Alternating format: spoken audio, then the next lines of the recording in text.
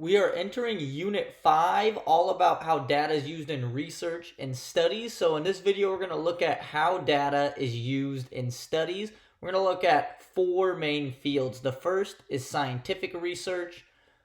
The second is how data is used in medical research studies. The third is how data is used in political research studies. And then what we're going to focus on most in this video is how data is used in product research studies. So first you might be asking yourself, well, what is a study? Again, we've heard that word before, but when it comes to data and research studies, a study is when a company or organization tries to collect data on a sample group and then use that sample group to gain insights. So the goal of any study or research project is to always collect the data and then let the data guide whatever it is you want your next step to be. And again, the goal is just to not be biased and let the data guide you on that. So let's now go over the data analysis process. Again, we went over this a little bit in Unit 1, but we're going to rehash this a little bit. So there's 4 total steps. Again, we're going to go step 1 leads to step 2, leads to step 3, leads to step 4. So what are these steps? Step 1, that's just where you collect all the data from your sample group. Step 2 is when you clean and organize your data. And then step 3 is where you really are doing the analysis of that data once it's all cleaned up. And step 4 is you're going to take that analysis and then see what your next step is going to be from that. So again, let's get a little more specific. So that collection of data, that's when you're going to send the product, if you're using a product research method, to a sample, and then you're going to receive their feedback on that product, how they feel about it. Step 2, when you're organizing that, that means you're going to clean that up and put it into organized spreadsheets or databases, whatever your company or organization uses. And you're just going to make it nice and easy for step 3. So step 3 is where you're going to try to objectively analyze that feedback from the sample group so you can get an unbiased view and analysis on it. And then step 4 is going to lead you, there's 4 options actually in step 4. I'm going to break them down like this. So first is your analysis could lead you to, we just need to kill this product and start over. This is a terrible feedback we're getting. Step 2 would be, we kind of need to maybe do another study. We don't know if we feel this gives us much. Step 3 is we actually got very specific feedback and we are actually going to try to tweak this product before we set it out. And then if the data in the analysis comes back as all positive, then you can actually just put your product out to the market. So let's take a look at this again in action. Let's use an example. Let's say Apple is going to be testing out a new product. Let's say it's their new VR headset that will be coming out, sometime in the future. And so we're going to use this 4-step method to see how a company like Apple would perform such a product test on a sample group. So first, what they would do is they'd give the headset to 1,000 people, or they'd bring 1,000 people in their offices and let them mess around with it, use it for a while. And then they're going to get feedback from them. The second thing is they're going to do is going to take the results and organize them for the analysis team in their proper internal database that they use, or if they, I'm guessing at Apple they use databases and not spreadsheets. So they're going to get that into the proper places, organize it, so when it goes on to the analysis team, they can look at nice, clean, and easy to understand data. So 3 is the analysis. So after they look at all the data, what they would do is they figure out, say 92% of people liked the product. So of the 1,000 people, 920 said they really liked the product, but they didn't like how it fit on their head.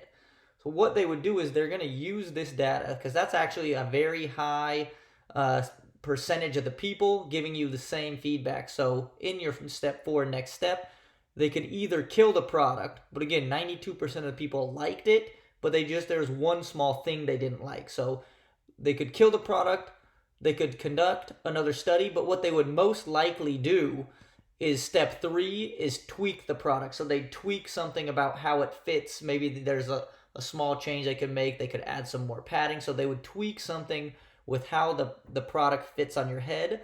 And then they would probably throw it back to step 2 and conduct another study with the new modified headset. And then if that study goes very well, people seem to like the changes, what they would do then is they would put the product to market. So that is really how product research goes if you try to boil it down into about 4 steps. So when you're studying data, there's really, I'm going to say, 2 primary rules here. And the first is to not overcomplicate it. Don't overcomplicate it, make it more complicated than it needs to be. sometimes we do have a habit as people of trying to overcomplicate things. Sometimes keeping it simple is best, and that Apple study is about the perfect example. So if 92% are saying they like the product, but there's just one small tweak they want to make about it, you don't need to make it more complicated than that. Just fix that minor tweak that they're complaining about, and then your product should be good.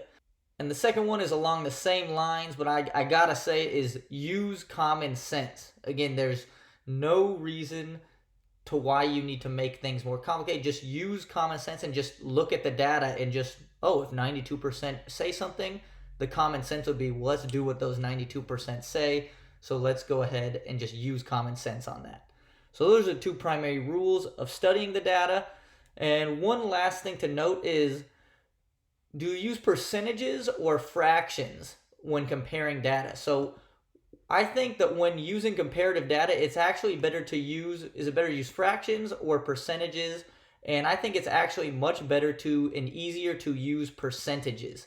And I'm going to show you why that is. It's because percentages are much easier to compare to other data. That's why we like to use percentages in the field of data science, just because it's so easy to compare. And let's take a look at an example of this.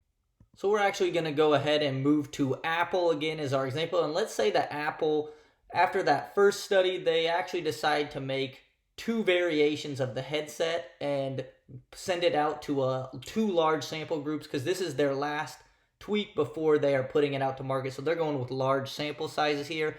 Let's say that product 1 has a tweak more in the back on the headset, and product 2 has a tweak more in the front. So they're just going to send this out to various groups of people and compare the results. So let's say they send the product 1 out to 9,022 people, and so 64 out of 36,437 like the product out of the 9,000 with the tweak, and then product 2 has 16,297 like it out of 21,000. So just by comparing them like this, that you can't really tell right away which one is the better result. So that's why it's just always easier to just get them into a percentage form.